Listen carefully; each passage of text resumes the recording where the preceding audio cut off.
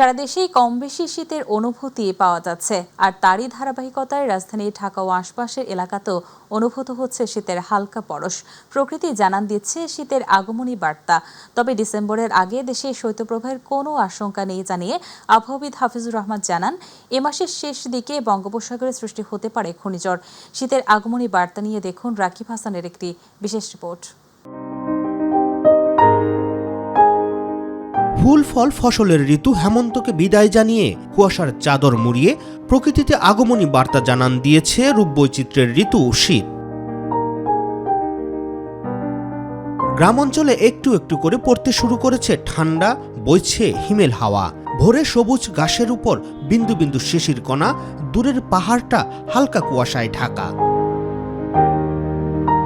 বাজারে দেখা মিলছে সিম, মূলা, ফুলকপি, বাঁধাকপি, লাউ সহ সুস্বাদু হরেক রকমের শীতের সবজির। এ যেন শীতেরই উকি। দেশের আবহাওয়ায় এখন স্পষ্টভাবে শীতের আগমনী বার্তা মিলছে। কিছু এলাকায় ইতিমধ্যে টের পাওয়া যাচ্ছে শীতের পরশও। দেশের বিভিন্ন অঞ্চলে ধীরে ধীরে কমছে তাপমাত্রা। আবহাওয়া অধিদপ্তরের তথ্য অনুযায়ী শুক্রবার দেশে সর্বনিম্ন তাপমাত্রা রেকর্ড করা হয়েছে তেঁতুলিয়া এবং চুয়াডাঙ্গায় 14 ডিগ্রি সেলসিয়াস, আর ঢাকার সর্বনিম্ন তাপমাত্রা ছিল 19 ডিগ্রি সেলসিয়াস। সারা দেশে শীত অনুভূত হচ্ছে, তবে শীতের অনুভূতিটা আমরা বুঝতে পারছি না, বা সাধারণ জনগণ বুঝতে পারছে না। দিনের বেলা তাপমাত্রাটা বেশি দেখেন, দিনের বেলা গরম অনুভূত হচ্ছে, কিন্তু রাত্রেবেলা সন্ধ্যার পথে কিন্তু শীতের অনুভূতিটা আছে কিন্তু। এবং এই শীতের অনুভূতিটা বা শীতের তীব্রতাটা কিন্তু আপনার দেশের উত্তর পশ্চিমাঞ্চলে কিন্তু বেশি। বিশেষ করে রাজশাহী, রংপুর বিভাগ এবং খুলনা বিভাগের পশ্চিম যশোর, কুষ্টিয়া অঞ্চলগুলোতে শীতের তীব্রতাটা বেশি কিন্তু মোটামুটি ইয়ে করে। যেমন আজকে সর্বনিম্ন তাপমাত্রা আসছে আপনার 14 ডিগ্রি, সেটা আসছে চুয়াডাঙ্গা এবং তেঁতুলিয়াতে। রাজশাহীতে আসছে 14.5 ডিগ্রি, এ সময় রাজধানীতে আসছে 19 ডিগ্রি। ডিসেম্বরে এই তাপমাত্রা 10 ডিগ্রি সেলসিয়াসে নেমে আসতে পারে জানিয়ে এই আবহাওয়াবিদ বলেন, একাধিক শৈত্যপ্রবাহেরও সম্ভাবনা রয়েছে। ডিসেম্বর, জানুয়ারি, ফেব্রুয়ারি 3 মাস হচ্ছে আমাদের শীতকাল, এবং ডিসেম্বর আসলে শীতের তীব্রতাটা অনেকাংশে বেড়ে যাবে। সেই ক্ষেত্রে রাজধানী সহ সারা দেশে শীতেরটা বাড়তে থাকবে। এ সময় যখন ডিসেম্বর আসলে যে শীতের যে বৈশিষ্ট্য একটা শৈত্যপ্রবাহ, সেই ক্ষেত্রে তাপমাত্রা বা রাতের তাপমাত্রা 10 ডিগ্রি বা তার নিচে নেমে যাবে, সেক্ষেত্রে শৈত্যপ্রবাহ আসতে পারে। তবে এই মাসে নভেম্বর মাসে শৈত্যপ্রবাহ আসার আমরা সম্ভাবনা দেখি না, তো ডিসেম্বর মাসে শৈত্যপ্রবাহ আসার সম্ভাবনা রয়েছে। এদিকে নভেম্বরের শেষ দিকে বঙ্গোপসাগরে লঘুচাপ এমনকি ঘূর্ণিঝড় সৃষ্টি হতে পারে, যার কারণে হালকা থেকে মাঝারি ধরনের বৃষ্টিপাতের সম্ভাবনা রয়েছে বলেও জানান আবহাওয়াবিদ হাফিজুর রহমান। অক্টোবর শেষে দেবে একটা ঘূর্ণিঝড়ে মন্থা হয়ে গেছে, এবং এটা ভারতের অন্ধ্র উপকূল অতিক্রম করছে, এবং আমরা দেখছি 15 তারিখের পরে হয়তো আর একটা আর 20 তারিখের দিকে হয়তো আর একটা লঘুচাপ তৈরি হতে পারে। সেক্ষেত্রে এটা ঘূর্ণিঝড়ের রূপ নিতে পারে। তবে এখন পর্যন্ত যেটা দেখা যাচ্ছে সেটার গতি প্রকৃতি এখন পর্যন্ত যে বিভিন্ন মডেলগুলো যে পূর্বাভাস, সেটা বাংলাদেশের দিকে আসার আশঙ্কা আপাতত এই মুহূর্তে নেই। রাকিব হাসান, মাই টিভি, ঢাকা। ওয়েদারও কখনো একটা ভালো যাচ্ছে বা কখনো। গাইবান্ধার গোবিন্দগঞ্জে আগাম শীতকালীন সবজির বাম্পার ফলন হয়েছে। ভালো ফলনের পাশাপাশি বাজারেও দাম হাতের নাগালে থাকায় হাসি ফুটেছে কৃষকদের মুখে। মাঠে এখন সবুজের সমারোহ, আর সেই সবুজেই স্বপ্ন বুনছেন চাষিরা। প্রতিনিধি মশিউর রহমান বাবুর রিপোর্ট, জানাচ্ছেন শামস তাবরিজ উচ্ছ্বাস। গাইবান্ধার গোবিন্দগঞ্জ উপজেলার মাঠ জুড়ে এখন শুধু সবুজের ছোঁয়া। আগাম শীতকালীন সবজির বাম্পার ফলনে মুখে হাসি ফুটেছে চাষিদের। একের পর এক ক্ষেতে লাউ, বেগুন, শিম, টমেটো, ফুলকপি সবই যেন সমানতালে বেড়ে উঠছে। টানা বৃষ্টির পর জমির উর্বরতা বেড়ে যাওয়ায় কৃষকেরা কাজে আরও মনোযোগী। আবহাওয়া অনুকূলে থাকায় রোগবালয়ও কম, ফলে ফলন আবারও আশাব্যঞ্জক। ইতিমধ্যে এসব আগাম সবজি স্থানীয় বাজারে আসতে শুরু করেছে। চাহিদা বেশি, দামও ভালো, আর তাই বাড়তি লাভে খুশি কৃষকেরা। আমি মূলো করছি, পেঁয়াজ করছি, পেঁয়াজ লাগাচ্ছি বা কলা লাগাচ্ছি। দামটা যদি ভালো পাই তাই ইনশাল্লাহ আমরা হয়তো কৃষকরা লাভবান হতে পারবো। আগাম শীতকালীন সবজি চাষে খরচ আর পরিশ্রম একটু বেশি হয়। পোকামাকড়ও থাকে, তাই কীটনাশক, আলোকফাত, ফেরোমন ফাঁদ সবই ব্যবহার করতে হয়। তবে অসময়ে বাজারে এসব সবজির চাহিদা থাকে বেশি, দামও ভালো মেলে।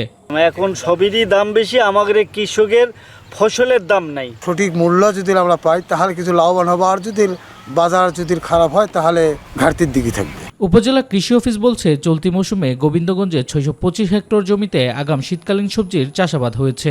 উন্নত বীজ, সারের সঠিক ব্যবহার ও মাঠ পর্যায়ে পরামর্শ কৃষকেরা ভালো ফলন পেয়েছে। শীতকালীন যে আগাম সবজির চাষের আগ্রহ সেটা দিনকে দিন বাড়তেছে। আর আমরা উপজেলা কৃষি অফিস থেকে কৃষকদের মাঝে বিভিন্ন জাতের শীতকালীন সবজি বীজ সরবরাহ করতেছি। কৃষকদেরকে আমরা টেকনিক্যাল সাপোর্ট দিচ্ছি, কিভাবে চাষ করলে তারা বেশি বেশি লাভজনক হবে, কম খরচে বেশি লাভ করতে পারবে। আগাম শীতকালীন সবজির ভালো ফলন ও দাম সব মিলিয়ে এখন আশাবাদী গোবিন্দগঞ্জের কৃষকেরা। শামস তাবরিজ উচ্ছ্বাস, মাই টিভি নিউজ ডেস্ক। অবৈধ থ্রি হুইলারে দৌড়াতে বরিশাল কুয়াকাটা আঞ্চলিক মহাসড়কে বাড়ছে ছোট বড় দুর্ঘটনা। প্রতিদিনই ঝুঁকি নিয়ে চলাচল করতে হচ্ছে সাধারণ মানুষকে। নজরদারির অভাবে এসব অবৈধ যানবাহন নিয়ন্ত্রণহীনভাবে চলাচল করছে। অন্যদিকে চালকদের দাবি, বিকল্প কর্মসংস্থান না থাকায় তারা বাধ্য হয়ে রাস্তায় নামছেন। বিশেষজ্ঞরা বলছেন, জরুরি ভিত্তিতে আইন প্রয়োগ ও নিয়মতান্ত্রিক ব্যবস্থা না নিলে পরিস্থিতি আরও ভয়াবহ হতে পারে। প্রতিনিধি মিজানুর রহমানের রিপোর্টে বিস্তারিত জানাচ্ছেন জুবার রহমান। বরিশাল শহর থেকে বাকেরগঞ্জ হয়ে কুয়াকাটা পর্যন্ত আঞ্চলিক মহাসড়কটি এখন মৃত্যু ফাঁদে পরিণত হয়েছে। সামান্য অসতর্কতাতেই ঘটছে প্রাণঘাতী দুর্ঘটনা। জেলা বিআরটিএর তথ্য মতে মাত্র 3 মাসে ওই সড়কে ঘটেছে 38টি দুর্ঘটনা, নিহত 24 জন, আহত হয়েছেন 2 শতাধিক মানুষ। নিহতদের মধ্যে শ্রমজীবী, শিক্ষার্থী সহ নানা পেশার মানুষ রয়েছে। শোকে ও নিঃস্বতায় ভুগছে অসংখ্য পরিবার। এই রাস্তায় খুব দুর্ঘটনায় কদিন পর পরই অ্যাক্সিডেন্ট হয়েছে, মানুষ মারা গেছে। যাওয়া আসার সময় অনেক সময় দেখা গেছে গাড়ি বাড়ি মারিয়া ফালায় দেয়, অনেক লোকে পড়ে যায় গিয়া। প্রায় দিনই এখানে দুর্ঘটনা ঘটে, তাই জন্য আমাদের এখানে একটি 4 লাইন রাস্তা দরকার। যে 3 চাক্কার গাড়িগুলো আছে এইগুলো এই রাস্তা দিয়ে চললে বেশি অ্যাক্সিডেন্ট হয়। সরকারের, প্রশাসনের সবাই উপরে এটা আমি বলবো যে এই অতি তাড়াতাড়ি 4 লাইন করার ব্যবস্থা নেওয়া উচিত। সবচেয়ে বেশি দুর্ঘটনা ঘটছে বাকেরগঞ্জ অংশে, যেখানে সড়ক সবচেয়ে সরু এবং যানবাহনের চাপ তুলনামূলকভাবে বেশি। স্থানীয়দের অভিযোগ, মহাসড়কের 2 পাশে গড়ে ওঠা অবৈধ দোকানপাট ও যত্রতত্র পার্কিংয়ের কারণে যান চলাচল মারাত্মকভাবে বাধাগ্রস্ত হচ্ছে। এখন এই মুহূর্তে দরকার হচ্ছে হাইওয়েতে অবৈধ থ্রি হুইলার চলাচল নিয়ন্ত্রণ করা, পাশাপাশি হচ্ছে এই যে ভাঙ্গা থেকে কুয়াকাটার মতো রোডটা প্রশস্ত করা, এর বিকল্প কিছু নেই। পরিবহন চালকদের অভিযোগ, পুলিশ নিয়ম ভঙ্গকারীর বিরুদ্ধে কার্যকর ব্যবস্থা না নেওয়ায় ঝুঁকি কমছে না। প্রতিদিন কিন্তু আমার রাস্তায় চেকপোস্ট আছে এবং আমরা গাড়ি আটকাচ্ছি, ড্রাইভিং লাইসেন্স দেখতেছি। কারো ড্রাইভিং লাইসেন্স না থাকলে বা রেজিস্ট্রেশন না থাকলে সেসব গাড়ির বিরুদ্ধে আমরা মামলা দিচ্ছি, হ্যাঁ, এবং যথেষ্ট পরিমাণ আমরা ফাইনও আদায় করতেছি। দ্রুত সংস্কার ও প্রশস্তকরণ ছাড়া ঝুঁকি কমানো সম্ভব নয় বলছে সড়ক বিভাগ। যেখানে আমরা পাই যেরকম অবৈধভাবে কোনো গাছপালা আছে তাদেরকে আমরা কিন্তু সতর্ক করি এবং এখানে স্পটে দাঁড়াই কিন্তু তাদেরকে এখান থেকে আমরা সরাই ফেলার কাজ করি। তো এরপর যে আমাদেরকে ইনফর্ম না করে চেষ্টা করে তখন তার বিরুদ্ধে আমরা আইনানুগ ব্যবস্থা নেব। প্রতিদিন মানুষ মরছে, আহত হচ্ছে, ক্ষতিগ্রস্ত হচ্ছে পরিবার, কিন্তু কাঙ্ক্ষিত ব্যবস্থা এখনও নেওয়া হয়নি। নিরাপদ সড়কের জন্য স্থানীয়দের দাবি, অবিলম্বে কার্যকর পদক্ষেপ। জুবার রহমান, মাই টিভি নিউজ। 2007 সালের 15 নভেম্বর ভয়াবহ সুপার সাইক্লোন সিডরের আঘাতে লন্ডভন্ড হয়ে গিয়েছিল বাগেরহাট সহ দেশের উপকূলীয় জনপদ। বিশেষ করে বাগেরহাটের শরণখোলা পরিণত হয়েছিল মৃত্যুপুরীতে। সহস্রাধিক মানুষের প্রাণহানির সেই বিভীষিকা আজও ভুলতে পারেনি ওখানকার মানুষ। সেই রাতের প্রবল জলোচ্ছ্বাস মুহূর্তে ভাসিয়ে নিয়েছিল বসত ঘর, গবাদি পশু, ফসল ও গাছপালা। সর্বত্র লাশের স্পর্শ আর স্বজনহারা মানুষের বিলাপের স্মৃতি এখনও তাড়া করে ফিরছে শরণখোলাবাসীকে। দুর্বল ও নাজুক বেড়িবাঁধ ভেঙে বলেশ্বর নদের প্লাবনে সাউথখালী সহ বিস্তীর্ণ অঞ্চল পরিণত হয়েছিল ধ্বংসস্তূপে।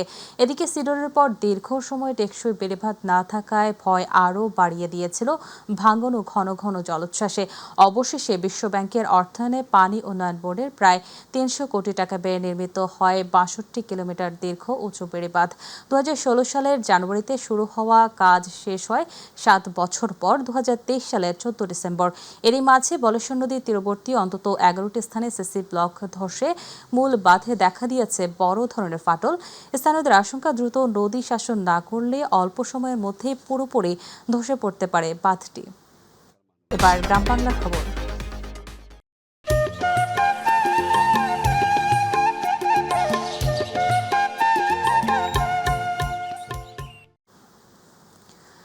আওয়ামী লীগ ও শেখ হাসিনার দুর্নীতি, দুর্বৃত্তায়ন ও দুঃশাসনের সমালোচনা করে বিএনপির যুগ্ম মহাসচিব শহীদ উদ্দিন চৌধুরী আনী বলেছেন, হাসিনা তার আত্মীয় স্বজনকে টাকার বস্তা নিয়ে আগেই ভাগিয়ে দিয়েছে। আগে বলেছে হাসিনা পালায় না, পরে পালিয়েছে। আত্মীয় স্বজন সবাইকে এমপি মন্ত্রী বানিয়েছে, এখনও দেশের বাহিরে বসে ষড়যন্ত্র করছে। এখন বিচারের রায় ঘোষণার খবরে লকডাউনে এআই ব্যবহারে কর্মসূচি পালন করছে আওয়ামী লীগ। শুক্রবার লক্ষ্মীপুর সদর উপজেলা বাখাঙ্গা ইউনিয়নের গৌরীনগর আদর্শ উচ্চ বিদ্যালয় মাঠে মহিলা দলের উঠান বৈঠকে এসব কথা বলেন অ্যানি। এ সময় জেলা বিএনপির যুগ্ম আহ্বায়ক হাসিবুর রহমান, বাফুফের সহসভাপতি ওয়াহিদ উদ্দিন চৌধুরী, হ্যাপি সহ স্থানীয় গণ্যমান্য ব্যক্তিবর্গ উপস্থিত ছিলেন। হাসিনা তার আত্মীয় স্বজনকে বাইর করে দিচ্ছে, আওয়ামী লীগের সবাই পালাইতে পারে নাই, এরপরে অনেকে জেলে গেছে, এখনো দেশের বাইরে বসে ষড়যন্ত্র করতেছে। কুষ্টিয়ার দৌলতপুরে জামাতে ইসলামী সমাবেশ ও মোটরসাইকেল শোভাযাত্রা অনুষ্ঠিত হয়েছে। শুক্রবার সংক্ষিপ্ত সমাবেশ শেষে মোটরসাইকেল শোভাযাত্রা শুরু হয়। সমাবেশে বক্তব্য রাখেন কুষ্টিয়া জেলা জামাতের সাধারণ সম্পাদক সুজাউদ্দিন জোয়াদ্দার ও উপাধ্যক্ষ মাওলানা মোহাম্মদ বেলাল উদ্দিন। এ সময় জেলা জামাতের সাধারণ সম্পাদক সুজাউদ্দিন জোয়াদ্দার বলেন, বর্তমান পরিস্থিতিতে সাধারণ মানুষ নিরাপত্তাহীনতায় ভুগছেন। সমাবেশ উপাধ্যক্ষ মাওলানা মোহাম্মদ বেলাল উদ্দিন বলেন, বাংলাদেশকে দুর্নীতি, সন্ত্রাস ও মাদকমুক্ত করে একটি সুন্দর দেশ গড়ার লক্ষ্যে তারা কাজ করে যাচ্ছেন।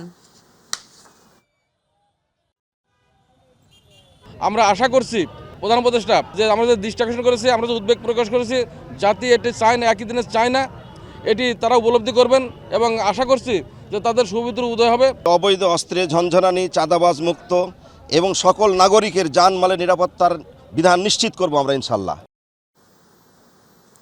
পিয়ার সহ 5 দফা দাবি আদায়ের লক্ষ্যে ঠাকুরগাঁও বিক্ষোভ মিছিল সমাবেশ করেছে জামাত ইসলামী। শুক্রবার জেলা শাখার উদ্যোগে ঠাকুরগাঁও পুরাতন বাসস্ট্যান্ড জুলাই চত্বর থেকে মিছিলটি শুরু হয়। নানা স্লোগান, ব্যানার ও ফেস্টুনে সজ্জিত ওই মিছিলে দলটির নেতাকর্মী ও সমর্থক সহ কয়েক হাজার মানুষ অংশ নেন। সেখানে জেলা আমির অধ্যাপক বেলাল উদ্দিন প্রধানের সভাপতিত্বে সংক্ষিপ্ত সমাবেশ অনুষ্ঠিত হয়। সমাবেশে বক্তব্য দেন দেলোয়ার হোসেন। সমাবেশে আরও উপস্থিত ছিলেন জেলা জামাতের সেক্রেটারি ও সদর উপজেলার সাবেক ভাইস চেয়ারম্যান মোহাম্মদ আলমগীর, সহকারী সেক্রেটারি অধ্যক্ষ কফির উদ্দিন সহ অন্যান্যরা।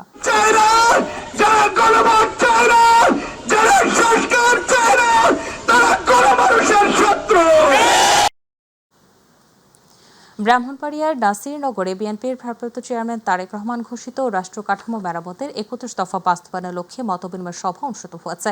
শুক্রবার ধর্মমণ্ডল বাজার ঈদগাহ মাঠে আয়োজিত সভায় প্রধান অতিথি ছিলেন উপজেলা বিএনপির সভাপতি এম এ হান্নান, ধর্মমণ্ডল ইউনিয়ন বিএনপির সভাপতি মোহাম্মদ সালাউদ্দিন চৌধুরী মজনুর সভাপতিত্বে সাধারণ সম্পাদক মোহাম্মদ আব্দুল কাদের সোহাগ চৌধুরীর সঞ্চালনায় সভায় উপস্থিত ছিলেন উপজেলা বিএনপির সাংগঠনিক সম্পাদক অ্যাডভোকেট আলী আজম চৌধুরী সহ সাংগঠনিক সম্পাদক অ্যাডভোকেট আরাফাত সহ আরও অনেকে। মেহেরপুরের গাংনী উপজেলার কাজীপুর সীমান্তে পতাকা বৈঠকের মাধ্যমে নারী, পুরুষ ও শিশুসহ 12 জন বাংলাদেশিকে ফেরত দিয়েছে ভারতীয় সীমান্তরক্ষী বাহিনী বিএসএফ। শুক্রবার এই পতাকা বৈঠক অনুষ্ঠিত হয়। বিজিবি সূত্রে জানা গেছে, ফেরত আসা ব্যক্তিদের বাড়ি খুলনা, রাজবাড়ী, সিরাজগঞ্জ, বাগেরহাট ও কুষ্টিয়া জেলায়। তারা বিভিন্ন সময় দালালদের মাধ্যমে অবৈধভাবে ভারতের অভ্যন্তরে প্রবেশ করেছিল। পরে ভারতীয় পুলিশ তাদের আটক করে বিএসএফ বিজিবির কাছে হস্তান্তরের পর আনুষ্ঠানিকভাবে তাদের গাংনী থানায় হস্তান্তর করা হয়। Border guard Bangladesh Kazipur BOP ক্যাম্পের কোম্পানি কমান্ডার সুবেদার শাহাবুদ্দিনের কাছে পতাকা বৈঠকের মাধ্যমে ভারতীয় সীমান্তরক্ষী বাহিনী বিএসএফ এর কোম্পানি কমান্ডার সাবিন্দার সিং তাদের হস্তান্তর করে। গাংনী থানা ভারপ্রাপ্ত কর্মকর্তা বানি ইসরায়েল বলেন, আইনি প্রক্রিয়া শেষে ভারতীয় বিএসএফ কর্তৃক হস্তান্তর করা ব্যক্তিদের পরিবারের সদস্যদের কাছে হস্তান্তর করা হবে।